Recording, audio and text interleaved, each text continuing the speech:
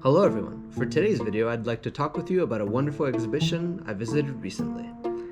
If you see this video and live in the Los Angeles area or even nearby, please check it out, taking you here through Lincoln Park to eventually land us in the cultural center there named Plaza de la Raza, currently hosting the art show Invocando Autonomia / Invoking Autonomy, a group show of 18 Black, Indigenous, people of color artists revealing their experiences with reproductive justice. I want to read you their introductory commentary for their zine-style catalog. With strength, unapologetically, embodying the elements indefinitely, we transform eternally, creating a world where many worlds grow. With words and wounds to tell our story, a heart to see a better day, and a mind to know a better path, will be made to live on our own terms. This is an exhibition curated by Maritza Torres, who is also an artist in the show, and it will be on display until the 6th of August, so you still have a couple of weeks by the time this video is up. Otherwise, this can serve as a time capsule, or a form of archival material for the work. First, I want to look at the exhibition's individual pieces. I won't talk about all of them, but I want to mention some that caught my eye. We'll start off with this absolute banger of a piece by Emilia Cruz, titled Not to Subdue, just made this year in 2023, as are most of the other artworks.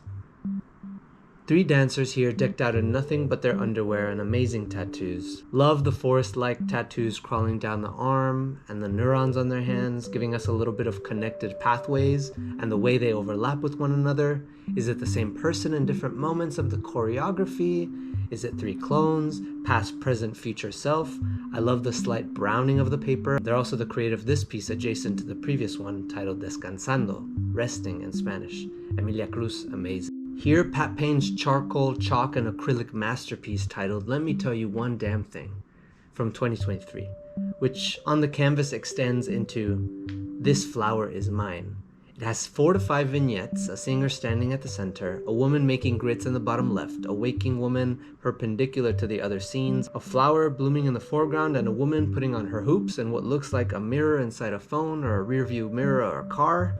Meshing together all of these different scenes with a space-bending ease, I really enjoyed the worlds Pat Payne has gifted us here. Seeing a glimpse into the Caribbean-American experiences and Afrofuturistic and surreal aesthetics that Payne champions. I absolutely love when paintings or flat canvases incorporate elements that break their plane and they go into 3D, seen here with the hoops and the necklace, done excellently by Dove Ayinde in this small canvas titled Don't Wanna Hear It from 2023, which leads us into this extra canvas moment as well.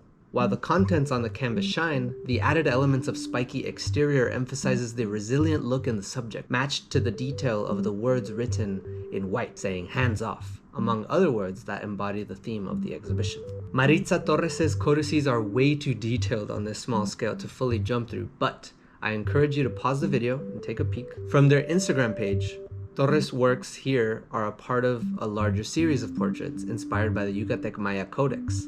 This project asks, and I quote, "What if we had codices of our own?" End quote. Because the lack of codices that survive from our ancestral pasts, well, they're either inaccessible, destroyed, or somewhere waiting to be found. There is a corner entirely dedicated to Chulaface, and I was immediately reminded why I dig the aesthetics of religion, but their practices, not the most fond of.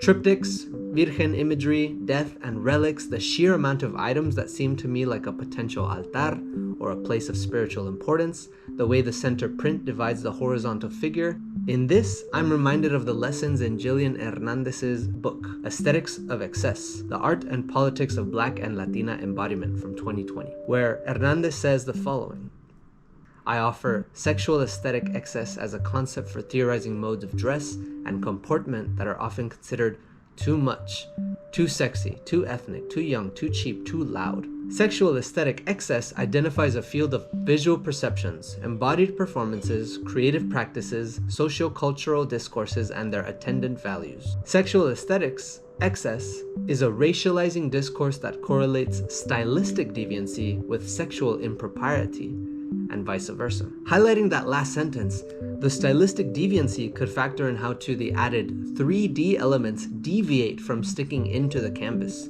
a type of excess in that the sculptural or found elements exceed or are excessive of the plane of the canvas. Take a look at this miniature. Look at the butterfly beauty and the heart inside, illuminated by the lights of the glittered sanctuary. And I'm sorry I don't have better footage of this because it was always so swarmed, but the previous miniature is just around the corner from this miniature pictured here, a work by Koreangry. And from miniature to large works, I believe this might be the largest flat hanging work in the show. The largest work overall might go to this felt sculpture by Koreangry, which you should see in person. This work here is titled This Open Wound by Toria Maldono, in its first public showing. I will let the artists speak for themselves. I quote from their Instagram. Red, for the anger I carry in my blood, for all the ways my body isn't mine. Blue, for the grief that comes in waves, crashing into me between cleansing and drowning. Yellow, for the light that engulfs me in its warm embrace, for the moments my skin feel like home. The syringes, hormone vials, and scars depict my dependence on gender-affirming care, but fail to show the hurdles and trauma I've experienced maintaining it. It fails to show the fatphobic, transphobic, sexist, racist, and classist standards that the American healthcare system upholds. Arranging my body this way, submerged in red, while wearing a golden thorned rose, denotes my struggle with healing and coping from sexual assault and violence. The sea of past loved ones and younger versions of myself become a visual aid for grief. This work by Maldonado has such a strong resonance across the room with a print by Ren Conde titled El Don, the gift in Spanish. Maldonado summons Gloria Anzaldúa and calls their work, quote, a self-portrait based on Anzaldúa's theory called the Coyolxauhqui imperative, named after the moon goddess in Aztec culture. Anzaldúa's theory examines the lifelong process of healing from traumatic events that deeply wound the self.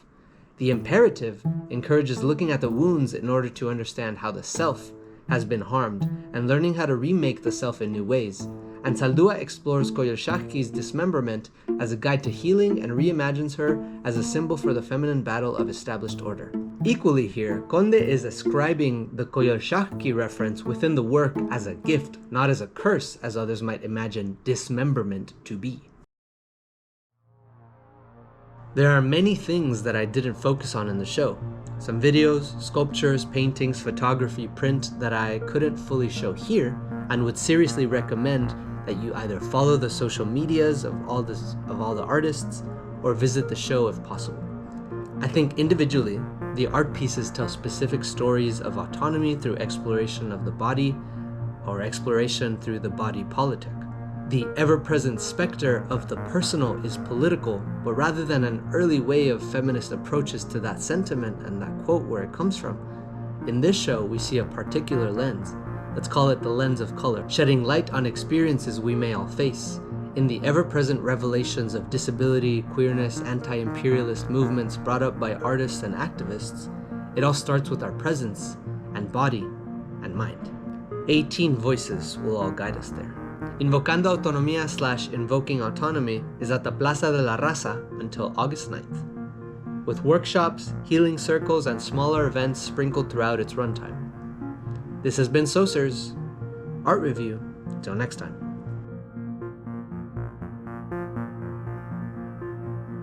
So we're going to do a quick little bathroom review of the Cultural Center at Lincoln Park. 8 out of 10. Amazing setup externally, relatively normal interior. The points mainly come from this beautiful mural outside.